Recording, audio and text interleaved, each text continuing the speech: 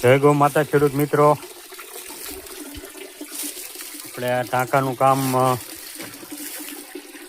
પૂરું થઈ ગયા પછી 10 થી 12 દિવસ એમને ભરેલું રહેવા દીધું અને હવે આપણે જ્યાં પણ પાણી જતું હોય ત્યાં એવું ફિટ કરી દીધું છે કે અહીંથી સીધું જ ચડી જાય, આપણે કાંઈ કરવાનું જ નહીં, ખાલી આ વાલ ખોલવાઈશ કરવાનો રહેશે.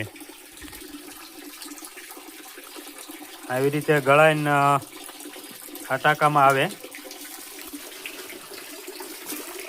અને આપણે આ ફિલ્ટર બનાવ્યું છે, આપ જોઈ શકો છો.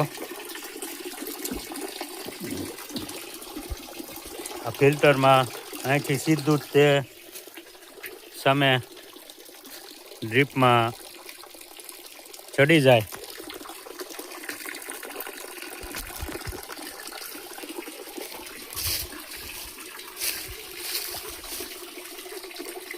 અહીંયાથી ગળાઈને આવે અને આપણે ફિલ્ટર બનાવ્યું છે.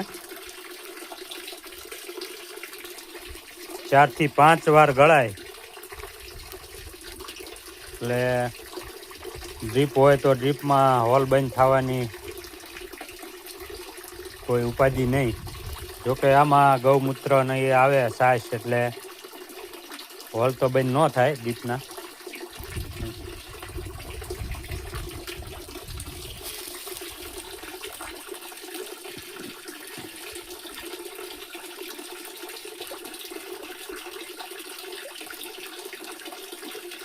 આ રોજનું 1000 થી 2000 લીટર ડ્રીપમાં ચડી જાય એવું આયોજન કર્યું છે.